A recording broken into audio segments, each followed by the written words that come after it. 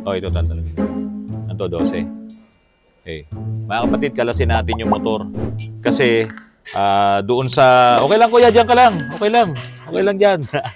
Doon sa, ano natin, sa na-scan natin, ay talagang sira itong electric motor, itong electric power steering. Ngayon, para makasigurado lang din ako, pag nakalas ko naman to, ay lalagyan natin ng supply, ayan o, negative, positive. Titignan natin kung iikot itong motor. Pag talagang hindi umikot, sira talaga siya. Ngayon, kung ito umiikot, maayos, baka naman merong power supply pa na nakatutok dito o may fuse yan, yun ang i-check natin. Ayan, parang hindi ka kumain, Brad, Ha? Oh, yun. Sige. Tignan natin ngayon. Simple lang, no? Yung electric power steering ng mga Altis, ng Toyota. Hindi siya ganun kakomplikado. Malalaman din natin pag bunot nitong motor. Kasi pag to talagang sira, maghahanap na tayo ng surplus o depende sa may-ari o kaya brand new. Sige, ikot-ikot mo lang konti. Ayan. Teka, kailangan natin ng sikwat ng konti. Sige, ikot-ikot mo konti. O, yun. Yan. Okay. Maganda yung ikot niya, oh. Kailangan nating lagyan to ng 12 volts. May polarity, positive, negative. Sige. So, dandahan lang. Sige. Pitik-pitik lang, ha? Sige. Sige. Sige, dikit mo, dikit mo. Sige lang, paandarin mo lang. Sige, dikit mo, dikit mo. Umiikot siya. Oh, sabay. Ito, pumasok to dun sa module, Dun sa module na yon, baka nandun ang problema.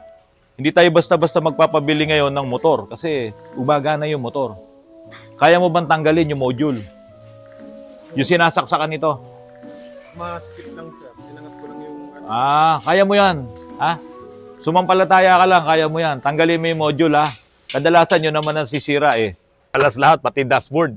Kasi kailangan naming makuha din yung module ng electric power steering. So kung hindi mo kakalasin yung dashboard, wala, hindi mo makukuha yung module. Nasaan yung module, bigyan mo na rito. Ayan, ito na po yung module ng electric power steering. Yung motor po na nakasaksak dito, buo naman Kaya pinatanggal ko to at mas madalas ito talaga yung nagkakaroon ng problema. Malamang yung output nito na voltahe papunta dun sa motor, doon ngayon nagkaroon ng issue. Kaya ito, tatry natin na makahiram muna kay Ms. Rupa Rosario ng module, itetest natin at kapag okay na yun, pababayaran na po natin sa may-ari. So Rex, ibalik mo na muna yung manibela. Balik mo na yon dahil ayoko masira natin yung clock spring noon, no? Para hindi siya delikado, mas okay na nakakabit na siya doon mismo sa rack and pinion. Yung spline niyan, ipasok mo na at madali naman palang tanggalin to pagka dito lang tayo magte-testing, no? O diyan lang naman pala to nakakabit. Ayan, ganyan. So maghahanap na muna tayo ng module. Sa may-ari po nito, ito po ang nangyari sa inyong sasakyan. Abot mo sa akin yung camera. Akin na yan. Ito, ipakita ko lamang po sa inyo. Tignan nyo ang nangyari doon sa inyong cabin filter. Hindi tama yung pagkakalagay. Kaya baliwala rin yung trabaho nito na mag-filter ng mga alikabok at dumi. Kaya malamang pinasok na rin po ng dumi ang inyong evaporator dito sa inyong air condition. Tinanggal ko na yung cabin filter. Tingnan nyo po ang nangyari. Mali ang pagkakakabit. Mga kapatid, narito na po itong Toyota Grandia na to na lubog sa baha. I-change oil po namin kanina at plano sana naming paandarin. Kaya lang, pag check namin ng langis doon sa dipstick, may nakita kaming tubig, may halong tubig yung bagong langis. Hindi muna namin to i-start kasi saan nanggaling yung tubig na yun, saan siya dumaan. Christian, pwede bang pakiano mo ulit yung dipstick? Yan. Sige. Ayan hanggang dito Ayan yan lang, yan. Kita ba, Glenn? Ayan Kanina mga kapatid, nung i-change oil namin to, since nasa akin yung injector driver, ang sabi ko kay Christian, pasingahin muna yung 4 na piston nito, kaya tinanggal mo yung mga glow plug, di ba? May video ka nun? Okay, ibigay mo sa akin yung mga video noon. Pinasingan namin, kaya talagang sigurado tayo na wala ng tubig doon sa ibabaw ng mga piston. Kaya hindi makakasira ng connecting rod. Ngayon, nung nag-check kami ng langis, tinignan namin yung dipstick, bakit ganito ang nakuha nating langis sa kabila nung na-drain na natin yung luma? Saan pa ngayon nanggaling to? Oh. Yan na po yung nakuha dito sa makina. Huwag muna natin paandarin to. Inspeksyonin muna natin kung saan galing itong tubig na nakuha natin. Nakapag-drain kami, yung lumang langis, wala na ba yon? Naitapo na? Oo. So yung lumang langis, maitim na maitim kasi yon. Ngayon, naglagay kami ng bagong langis. Ito ngayon, ang tumambad sa amin. Marami pa rin yung tubig na nakuha. Kaya kailangan malaman natin kung saan to nanggaling, kung saan dumaan yung tubig na yon, bago tayo magpaandar. Baka kasi lalong madamage yung ating makina. Sayang yung langis natin. Wala, talagang ganun eh. Ilan langis to? 7 lang yung sinaling ko. 7. So itong 7 na to, pero mas maganda dito, ilagay mo sa container na transparent para makita ng may-ari. Magpabili ka muna ng langis, pang flashing lang, tapos magche-check ulit tayo kung may makukuha pa tayong tubig. Yung isa po, naman, Mga kapatid, kinakalma ko lang si Tita. Tita, ano po pangalan nyo? Linda po. Tita Linda. Si Tita Linda, galing pa po kayo ng Quezon City Quezon po. City. Opo. Saan po sa Quezon City? Sa SM Fairview. SM Fairview, malayo-layo. Ano po Malayo. dala niyo sasakyan ngayon dito? Ano po, Staria. Staria ba?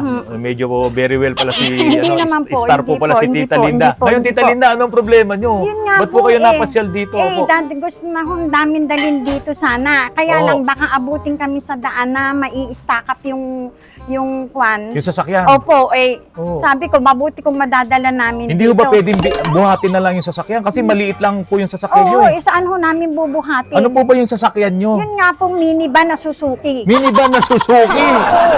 Ilan po? Dalawa. Dalawa. Kailan nyo po nabili? Sabihin niyo po mga 4-5 months ago. 5 months ago na po. Oo. Pero Ano? yung isa po, nagagamit namin. Nagagamit nyo? Pero hanggang dun lang po. Oo. Hindi po namin pwedeng dalhin ng malayo. Kasi Malayo. pag malayo, baka mabigla kaming maano. Oo. Kaya pa, ikot-ikot lang po. Opo. Yung isa, ano po ang problema ng isang Kasi minivan? pagka ho, sinabi ko sa umaga, i-start mo. Pag ini-start po, yung ng amoy, yung amoy niya po ang ano. Gasolina. Opo. Oo. Asa kaya yung akin driver. Teka Di po, sige po, okay lang po yan. Tapos po, umi-start naman. Umi-start naman po. One click naman po. Opo. Oo. At saka na itatakbo. Paano pong nangyayari doon pag na-start nyo na po, yung Suzuki? Yun nga, umuusok po. Umuusok nga ho. Yung usok na yun Maitim. ang napakasama. Hindi po, puti. Puti. Mhm. Oo, so ibig sabihin, valve langis yung inilalabas niya. Ewan ko. Ano kaya sa Oo. palagay mo, Kasi Der? nangyayari po kasi doon. Lapit ka kuya, lapit ka. Nangyayari po kasi doon. Yung amoy niya, bako. Mabaho. Mhm. Sa ilong. Amoy gasolina o amoy langis. Amoy gasolina. Ay, Halo parang na. siya, Oo. hindi na po talaga maganda. Kaya sabi Oo. namin, lagi namin kayong pinanonood. Opo. Sabi niya, dali Ilan po yung minivan na binili nyo? Dalawa. Bakit po kayo bumili ng dalawa? Kasi gagawin po lang siya. Saan gagawin? Service. Service Oo. lang po. Opo. Sige. Sige tita, patitinuin natin yan. Pero yung isa, maayos naman yung isa? Yung- Walang problema? Ayos naman yung pula. Kaso nga lang nung nasubukan namin ng... Yung aircon naman niya. Bumiyahe kami ng Cubao. Oo. Kasi natid ko po yung kapatid namin. Tapos nung pauwi kami, bigla lang uminit yung aircon tapos namamalya na. Namamalya na. Parang Nag-overheat. nag-overheat na. Parang Nag-overheat ganun. na. Anong kulay po ng minivan na yan? Kulay pula. Isang pula at Kulay saka pula. isang Cherry, light ano, blue. cherry red. Light Yung blue. cherry red, oho. Opo. Maliit lang naman yan. Kung halimbawa po sabi nyo gusto nyong makuha yung towing namin. Oho, dito Oo, dadalhin. Opo. Ibibigay ko po sa inyo yung Number towing po, truck ni para- Misali Opo. ng Motor Trust. Baka pwedeng sa isang towing, dalawang minivan ang isakay. Oho. Malamang pwede po yun. No? Pakiusapan na lamang po natin si Misali para madala nyo po dito yung minivan. Nakakatakot po kasi sir, nadadali namin dito tapos matitiri kami sa daan. Yun ang napakahirap Ayun eh. nga, kasi... Kaya mas mabuti pa, dalhin na lang dito ng ano. Dahil nag-overheat din yung Cubao lang, Fairview to Cubao lang nag-overheat na. Tapos ginawa ko, daan-daan na lang kami. Napilatin namin yung aircon. So parehas siyang may problema sa makina. Pareho silang may problema. Although yung kulay pula ho, medyo nagagamit naman namin. Yung blue talaga hindi namin magamit. Oo, dahil nga nangangamoy yung gasolina. Pero nung binili namin ho yun doon sa Cavite, okay naman siya. Hmm. Kaya sabi ko, may problema talaga. May problema ho talaga. Sige po, dali nyo po dito at patutunayan natin na kaya natin patinuin yung mga minivans po na yan. Oho, talagang Opo, wag po kayong mawalan ng pag-asa dyan, patitinuin po Pero natin. maayos naman siya. May rehistro. Nakarehistro naman po. Problema lang kasi ngayon nga lang, nag-overheat nga lang pag Eh baka naghahalo yung langis at gasolina kaya humaputi yung usok. Kaya mabaho din. Oo, iba ho talaga. Lalo pagka sa bahay napunta. Ako, sabi ko, Derek, patay mo yan. Hindi ko kaya yung usok niyan. Papatayin Opo. tayo niyan. Ako nung usok. Tita Linda, tapos Si siya po. Derek po. Ang aming driver. Derek Si Derek. Ramsey. oho. Ay, hindi. Ano Okay, lang. mga kapatid. Ayan na, Opo, minivan. sige po, yung minivan. Basta kasi yan, Okay, mga kapatid, ito na yung cylinder head nitong Honda City. Yung ibinlag ko nung nakaraang linggo. Sobrang linis na, oh. Nung ibinlag ko to, ang dumi-dumi talaga. Brown na brown. Oo, at saka nung nag-leak test ako dito, Peter, isa lang yung pumasa dito na hindi nauubos yung inilagay kong chemical dito sa ibabaw. Eh ngayon, since ito ay bago na lahat ang barbula, lapit mo ng konti. Ayan. Bago lahat ang barbula, intake saka exhaust, no? Ito yung ating intake. Ayan. Pero sinabi mo sa akin, bakit nabaluktot yung barbula? Natuyo. Na-stock po ata, di po ata ito nagamit eh. Na-expired yung gasolina. Okay? Tapos yung gasolina lumapot, pumasok sa valve guide. Sa valve Ayun guide, yung nag-cause na hindi siya makagalaw ng taas baba. yung barbula niya. Opo. Buti hindi nasira itong mga rocker arm niya kung stock up siya. Hindi naman. Ah? Kaso nga lang po, lumaki Oo. yung clearance. Ito, naka-settings na po yan eh. Okay. So, naglakihan yung clearance Opo. dito, yung valve tappet niya. Paano yung valve guide? Hindi ka nagpalit? Hindi na po kasi okay naman, wala naman kalog eh. So, yun, sa may-ari po nito, mga kapatid, yung pong 16 na barbula nyo, pinalitan ng bago. Kasi sabi ko nga sa nakaraang vlog ko, kung halimbawa may siraman itong 4 na barbula, hindi ka naman makakabili ng 4 lang. Wala po. Wala pong ganun. At kung meron mang mga surplus nito, baka mas matanda pa rito. Kaya hindi na tayo bibili ng surplus. So, bago lahat. Bagong valve seal. Opo. Okay, tapos naka-settings na lahat ito. Kakabit na lang po. So, ikakabit na lang. Ngayon, ang gasolina nito, yung panluma. So, kailangan ipadrain ko na. Panis na po yun. Panis na yun. Ipapadrain na natin yung lumang gasolina bago natin paandarin to. 6 months po ang gasolina. 6 months, mapapanis na. So, kung gamitin mo pa ulit yun, pwedeng sumira talaga. Opo. No? Kasi lalaki. Lalong-lalo na yung intake valve dahil doon bumubuga yung yung Lahat po ng intake, gasolina. Parang isa lang ata yung hindi nabaluktot eh. Parang doon sa vlog ko, isa lang yung pumasa eh. Toyota ulit, Altis po ito. Ang daming, dito mo muna tignan. Dito, ikot ka. Sa tagas pa lang ng langis nito, ayan grabe na Grabe yung tagas ng langis. Tapos mga kapatid, ito yung katok. Yung sa umpisa, walang ingay, pero pagka tumagal ng mga 30 minutes o 45 minutes, umiingay na. Bakit nga hindi siya magkakaproblema? Tignan nyo po, sa sludge pa lang. Ibabaw pa lang po ito. Yung mga sludge na yan, pwedeng bumara po yan doon sa mga oil passage o doon sa mga oil galleries sa loob ng makina.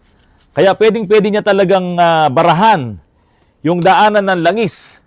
Diyan po sa sigunyal, daanan ng langis diyan sa connecting rod, doon sa piston, yung oil shower nito, pwede niyang barahan yon. At kaya po magdudulo talaga ng malaking problema sa inyong makina.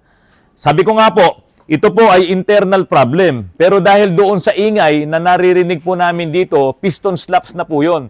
Ibig sabihin talagang yung piston niya ay mayroon na ring problema, malamang, pati yung cylinder. Isama mo na yung mga piston rings. Hindi na nagbubuga ng langis doon sa oil ring. Kaya ngayon, nasira yung piston, nagkaroon siya ng clearance, pumapalag-palag yan, tuwing umaakyat, gumaganong-ganon yun. Yun yung naririnig nating ingay. Yun po yung katok. Kaya po, kapag po kayo ay nakakita sa inyong mga makina ng ganitong mga oil sludge, nasaan ba yung oil cap nito? Yung yung diyan sa ibabaw, yung sa langis, no? Yung takip. Ito ang kadalasan na binabasihan namin ito, no? Dito pa lang makikita nyo talaga ang naiipon na na sludge dito. Kapag ka ganito ang makukuha mo sa ibabaw, no, dito sa oil cap, may nakukuha ka na. Dito ko na ilagay, dudumi na ako. O, ayan. Kuha ulit tayo. O, yan ulit, O, ganyan po kadumi. ganito na rin po kakapal ang oil sludge niyan. Kaya lagi nyo pong titignan ang inyong oil cap, itong mismong takip doon sa salinan ng langis. Pagka ganito na ang nakuha nyo, matakot na kayo. Baka sa susunod na araw ay may katok na ang inyong makina. Mga kapatid, another problem. Ito naman po ay para sa Chevrolet Aveo kay Mr. Narag. Si Mr. Narag po nandyan sa parting Laguna. Ang una talagang naging problema niya, nag-overheat. So pinalitan ko po ito ng radiator. Kaso, pag uwi sa Laguna, nag-overheat ulit, ibinalik po dito sa akin.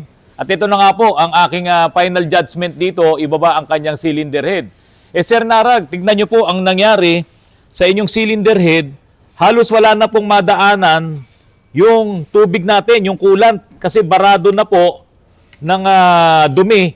Ito pong daanan ng coolant. Unahin ko po dito O ayan po Barado na po ng dumi. Dito rin po. Ayan, tingnan nyo po, Sir Narag. Okay, dito rin. Dito rin.